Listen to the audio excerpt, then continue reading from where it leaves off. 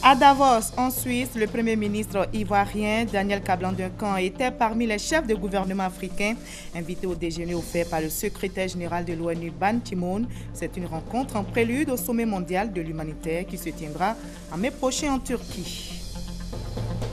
Et nous irons en Espagne où se poursuit la Foire internationale du tourisme. Le ministre du Tourisme, Roger Kakou, à la tête de la délégation ivoirienne, fait la promotion de la destination Côte d'Ivoire.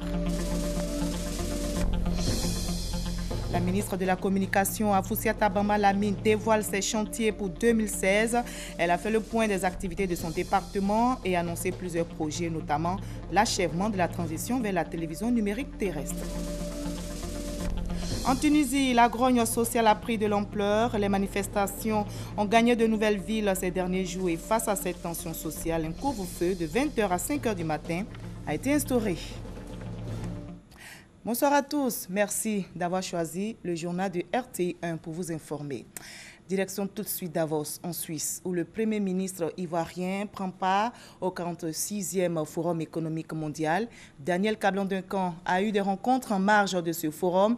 Il était parmi les premiers ministres africains invités au déjeuner offert par le secrétaire général de l'ONU, Ban Ki-moon. C'est une rencontre en prélude au sommet mondial de l'humanitaire qui se tiendra en mai prochain en Turquie. Le chef du gouvernement ivoirien a plaidé pour que les décisions arrêtées lors des sommets ne reste pas dans les tiroirs. Explication avec Sidonie Davila. Rencontre de haut niveau ce jeudi 21 janvier à Davos avec des décideurs du monde entier, parmi lesquels le chef du gouvernement ivoirien Daniel Kablan-Duncan et ses homologues de la Turquie Ahmed Davutoglu, de l'Éthiopie Haïlé Mariam Desalegn et bien d'autres. C'est autour d'un petit déjeuner débat présidé par le secrétaire général de l'Organisation des Nations Unies, Ban Ki-moon, que les échanges ont eu lieu. Au centre des débats, le sommet mondial de l'humanitaire prévu du 21 au 23 mai prochain en Turquie. La Côte d'Ivoire, invitée à y participer activement, le Premier ministre Daniel Kablan-Duncan, au cours des débats, a plaidé pour une meilleure application des décisions arrêtées lors des sommets. Le secrétaire général des Nations Unies, lui, appelle à un monde solidaire pour limiter les inégalités économiques et sociales. À Davos, les réflexions sur l'avenir du monde continuent avec les autorités et hommes d'affaires du monde entier. Ils ont tous par ailleurs reconnu la nécessité pour la planète de respecter les accords signés à la COP21 de Paris du 30 novembre au 11 décembre 2015. Et le chef du gouvernement ivoirien, toujours actif à Davos hier, il a été invité à se prononcer au cours d'un panel sur les nouveaux impératifs du climat et du développement. Daniel Kablan-Duncan a démontré à l'assistance l'engagement de la Côte d'Ivoire, notre pays, à protéger son environnement. Le reportage de notre envoyé spécial, Alexis Ouedraogo. Des panélistes de renom pour se pencher sur un terme aujourd'hui incontournable, les nouveaux impératifs du climat et du développement dans le monde. Pour Laurent Fabius, ministre français des Affaires étrangères et du développement international, l'heure est à ce jour à appliquer le principe clair de pollueur-payeur. Atteindre les objectifs de la récente COP21 et appliquer fermement les taxes sur le carbone, une vision soutenue par le secrétaire général des Nations Unies. Ban Ki-moon indique qu'il faut aujourd'hui que tous les États prennent le top départ de la préservation de l'environnement. Un message que s'approprie la Côte d'Ivoire. Le président donc a demandé au ministre en charge de l'environnement et du développement durable que dans tous les projets, l'aspect environnemental soit donc inclus. Vous savez d'ailleurs que quand maintenant les projets passent, il doit y avoir donc une étude environnementale qui doit accompagner le projet. Je pense en fait qu'on n'a même pas attendu la COP21 avant de le faire, mais dorénavant, ce sera encore beaucoup plus développé. Et il ne faudrait pas voir qu'il y a une contradiction entre l'environnement et le développement. Ça peut être complémentaire.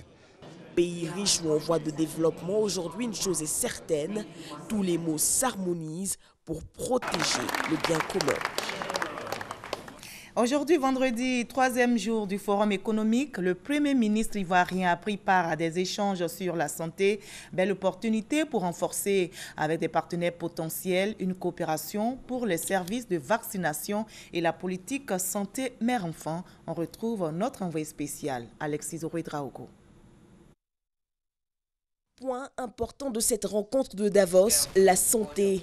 Ce vendredi, le Premier ministre s'est entretenu avec des acteurs internationaux du secteur sur les moyens d'éradiquer par la vaccination ou une approche plus efficace des populations ces pathologies impactant le développement du pays. Nous sommes venus ici pour voir un peu comment nous pouvons améliorer cette coopération et faire en sorte que, disons qu'il y ait d'autres secteurs privés, puisqu'il y a le secteur privé qui est là, puissent donc participer à l'éradication du problème disons des maladies pour les enfants et les femmes enceintes. Je pense que vous allez voir que dans les années qui vont venir, il va y avoir donc des bons produits du jeu. Le forum s'est aussi penché sur la question de l'énergie au cours d'une conférence de presse à laquelle le chef du gouvernement a pris part aux côtés du président de la BAD. L'institution lance sur le continent le projet Illuminer l'Afrique. Il devrait, dans le cas précis de la Côte d'Ivoire, booster l'industrialisation annoncée.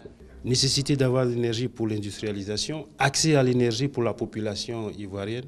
Ce sont donc deux axes majeurs et c'est pour ça que cette rencontre, ce lancement, donc cette initiative par la BAD est d'une extrême importance pour nous.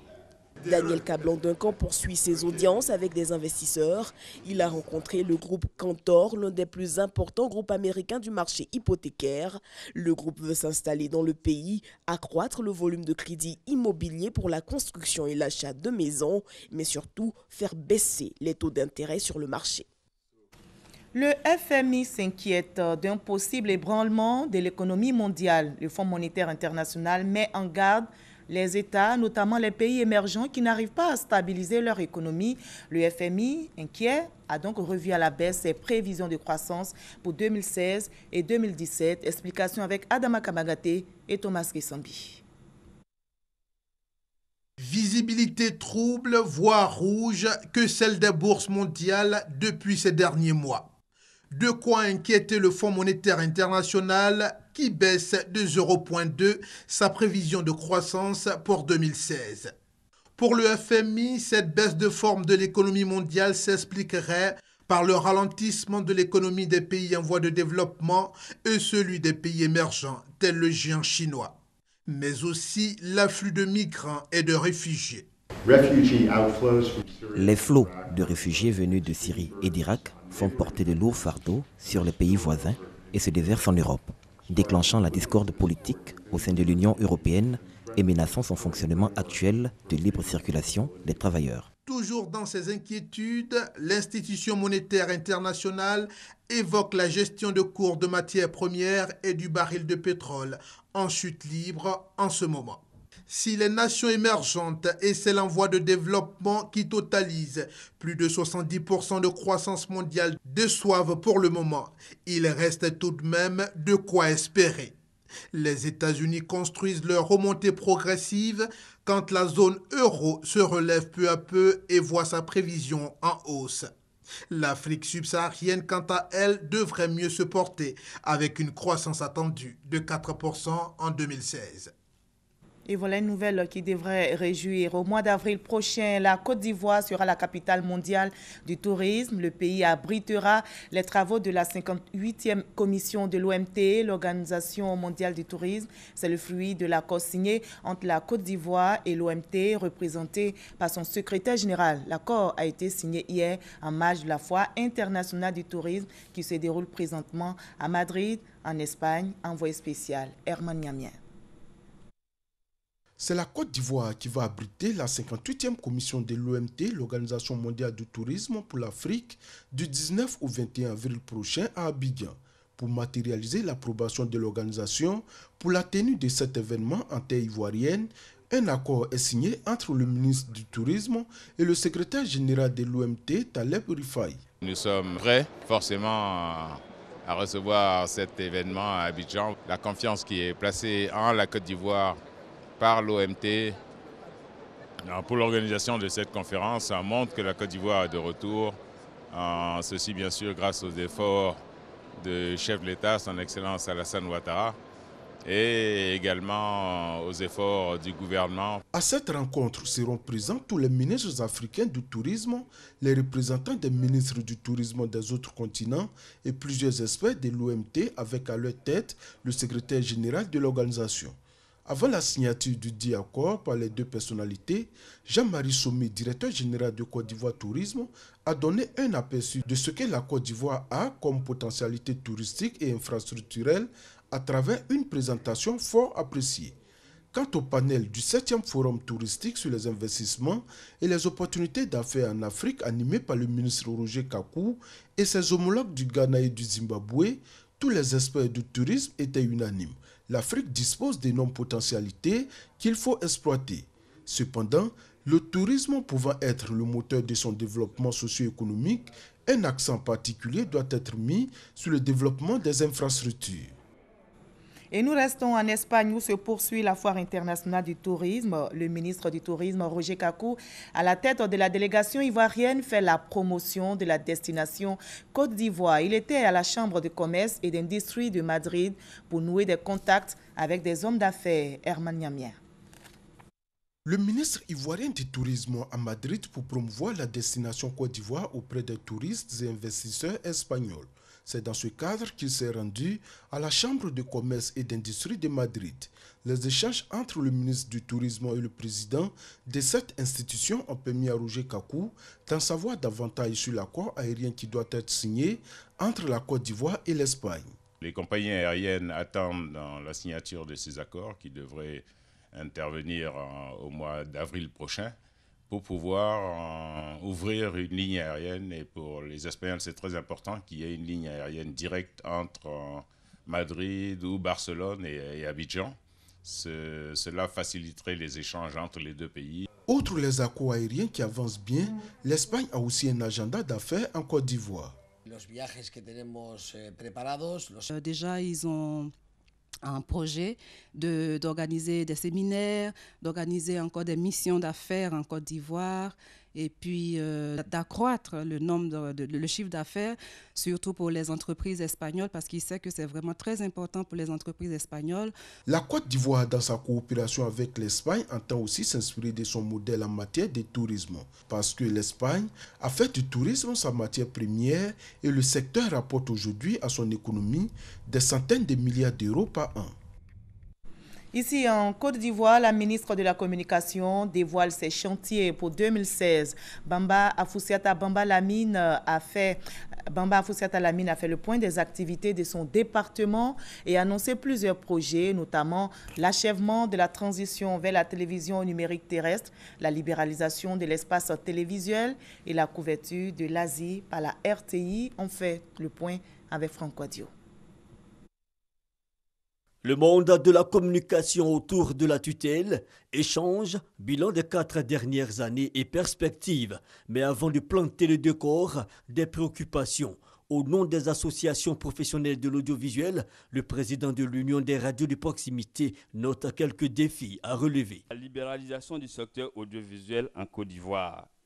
En effet, cette libéralisation favorisera l'expression plurielle, gage d'un environnement démocratique renforcé. La question de la loi de 2014 apportant révision de la presse en ligne, les réformes au sein des structures sous tutelle relayées par la directrice de l'AIP. De nombreuses attentes pour lesquelles la tutelle dit travailler depuis 4 ans. Le cas de la RTI, par exemple.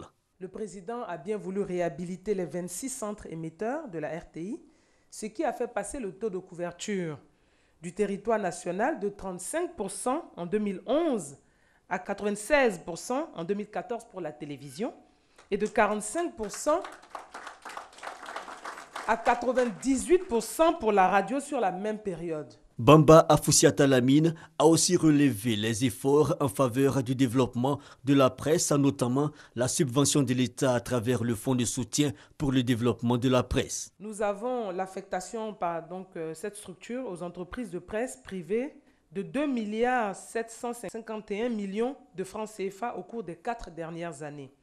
L'application que nous souhaitons intégrale de la convention collective annexe des journalistes et des professionnels de la communication depuis le mois de janvier. Même si ce n'est pas toutes les entreprises qui en bénéficient de presse, nous allons regarder cela de très près cette année. Autre motif de satisfaction, l'aide publique à la presse qui passe de 200 à 800 millions de francs CFA et bien d'autres acquis, dont le colloque sur la liberté de la presse, la loi de 2013, l'accès à l'information d'intérêt public, sans oublier les états généraux de la presse. La majorité des recommandations des états généraux de la presse ont été réalisées. Il nous reste simplement la loi donc sur la presse, et également la loi sur la communication audiovisuelle, qui sont en état donc d'enrôlement actuellement au secrétariat général du gouvernement. Un bilan, mais aussi des perspectives.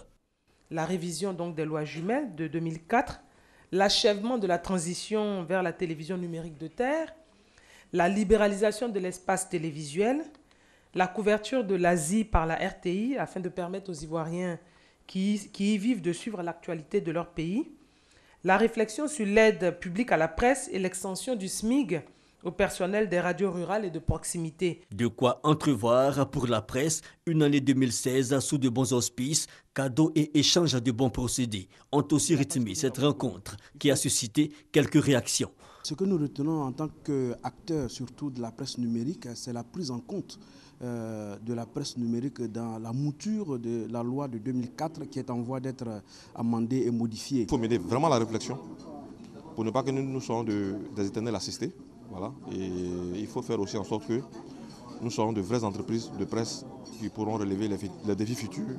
Une rencontre riche en enseignements, tous ont été invités à une autocritique sans concession pour un meilleur développement du secteur. L'intégration sous-régionale a fait un pas de plus avec la mise en place du programme de partenariat intra-africain pour la mobilité des talents. Le bilan des activités de ce programme a été rendu public en Côte d'Ivoire. Un groupe national de travail vient de voir le jour. Son objectif, favoriser une libre circulation des personnes dans la sous-région. Gabriel Zani. L'intégration des peuples dans la sous-région va prendre forme avec le programme de partenariat interafricain pour la mobilité des talents, TMP. Le ministre de l'intégration africaine l'a dit lors d'un déjeuner de presse organisé par son ministère. La mobilité des talents peut être un levier important pour l'intégration africaine, un levier important, un outil indispensable aussi pour la croissance économique, pour la compétitivité de nos économies. Il faut que nous changeons d'approche et que nous changeons de logiciel parce qu'on ne peut plus se barricader dans ces frontières nationales. Il faut viser plus loin. Une libre circulation des professionnels, des cadres et des investisseurs africains dans l'espace CEDEAO est certes un levier économique, mais passe nécessairement par la mise en place de mécanismes réduisant les contraintes entre États, selon ce professeur d'université. Des réunions ont eu lieu en 2014 et 2015 pour faciliter l'exécution du programme TMP. La Côte d'Ivoire, l'un des pays pilotes du programme en Afrique de l'Ouest, a installé un groupe de travail pour réfléchir sur les aspects liés à la libre circulation des personnes entre pays africains. Il s'agit pour nous d'associer dans ce groupe de travail les membres de la société civile. Nous avons invité le secteur privé et tous les ministères. En tout cas, la plupart des ministères concernés par la mobilité des talents sont présents. La Côte d'Ivoire, désignée par les pays de l'UEMOA pour son dynamisme économique, a un double rôle. Le pays doit au niveau national informer et sensibiliser les Ivoiriens.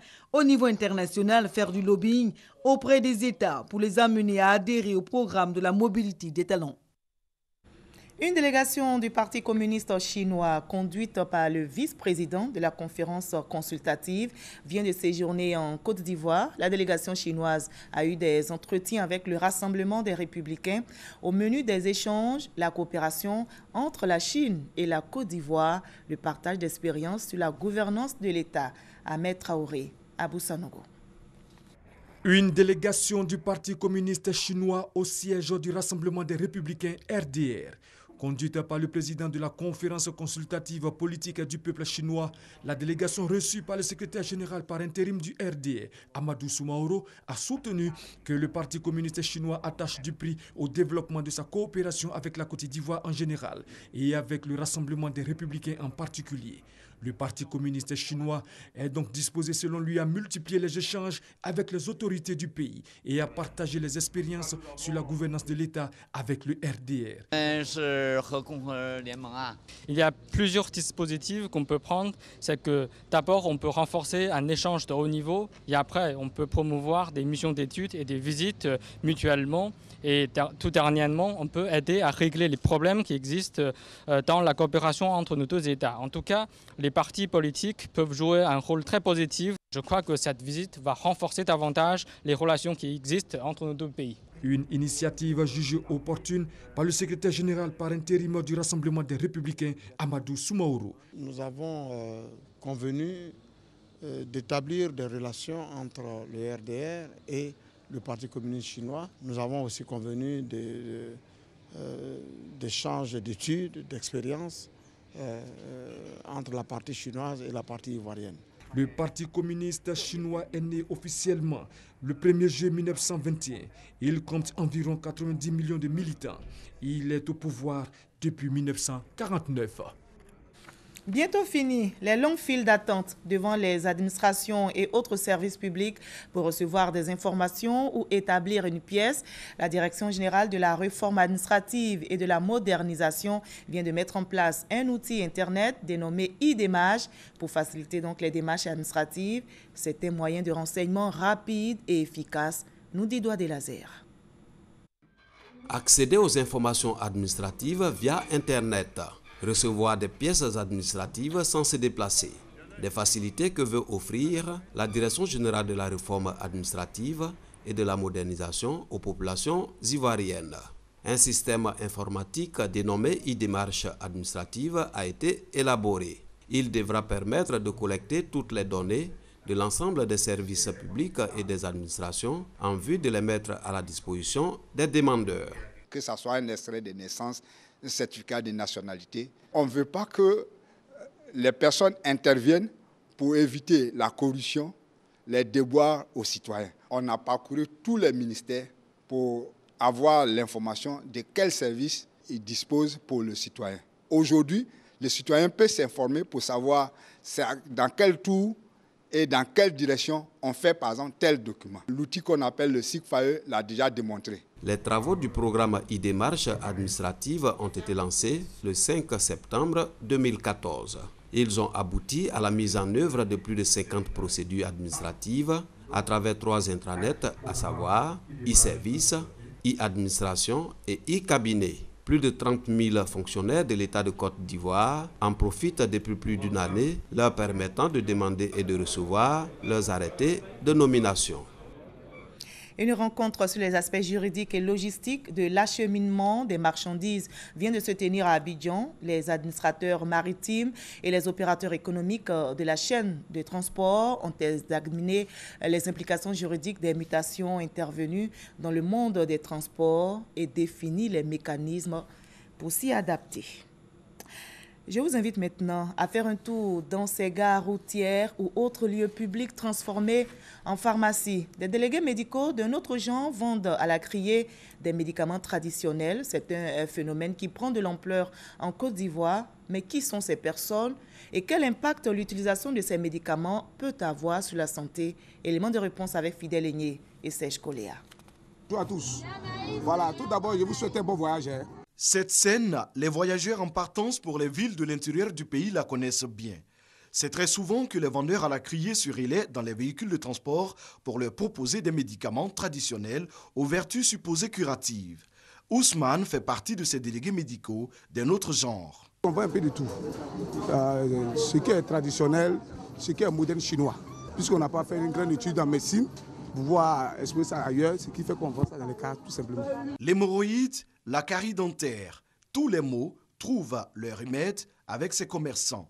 Des médicaments appréciés diversement par les consommateurs. Il y a des fois ça nous fait du bien. Mais il y a des fois aussi, les paroles aussi qu'on entend, on pense aussi ça fait rien. La pâte qu'ils vendent, c'est très bon parce que j'avais des problèmes de dents. Ça m'a beaucoup aidé. Cette activité exercée sans aucune qualification crée une certaine anarchie dans un secteur aussi sensible que celui de la santé. Une situation préoccupante pour le président de la Confédération des associations des praticiens de la médecine traditionnelle de l'Afrique de l'Ouest. Ces praticiens de médecine traditionnelle doivent détenir une carte de la Fédération des praticiens de la médecine traditionnelle.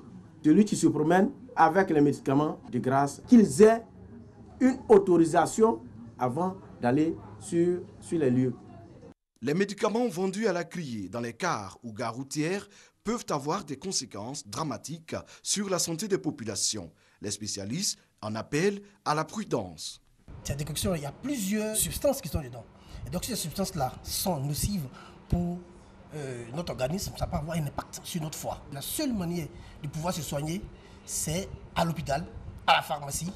La vente à la criée de médicaments est une pratique non conventionnelle. Elle est interdite par l'État de Côte d'Ivoire. Les contrevenants s'exposent à la rigueur de la loi. Les utilisateurs, quant à eux, doivent se référer à des spécialistes de la médecine traditionnelle en cas de besoin. Le ministère de l'Enseignement technique et de la formation professionnelle est en séminaire depuis ce matin à Grand-Bassam. Cette rencontre a pour but de mener des réflexions sur les filières et les programmes de formation, les niveaux de formation, de qualification et des diplômes. Participent à la rencontre les représentants des ministères de l'Éducation nationale, de l'économie et des finances, ainsi que des partenaires privés et financiers. Le comité de gestion des établissements scolaires en 20 ans, une cérémonie de lancement des festivités marquant l'anniversaire de ce comité a été organisée hier au centre pilote de Port-Boué en présence de la ministre de l'Éducation nationale, Kandia Kamara Kamisoko. Le COGES appelle à une gestion participative. Plus d'explications dans nos prochaines éditions. Emmanuel Dibongo, de son nom d'artiste Manu Dibongo, est en Côte d'Ivoire dans le cadre des activités du Massa. Il a reçu à cette occasion des honneurs de l'État ivoirien. L'ancien chef d'orchestre de la RTI a été élevé aujourd'hui au grade de commandeur de l'Ordre national ivoirien par la grande chancelière Henriette Daré Diabaté. Ange Martial Euradé, Serge Kolia signe ce reportage.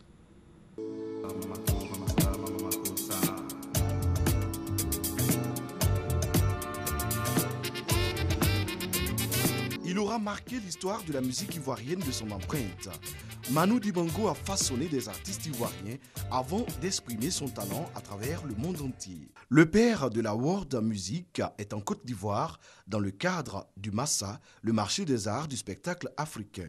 Et la grande chancelière n'a pas voulu laisser passer l'occasion de lui rendre honneur et gloire au nom de l'État de Côte d'Ivoire.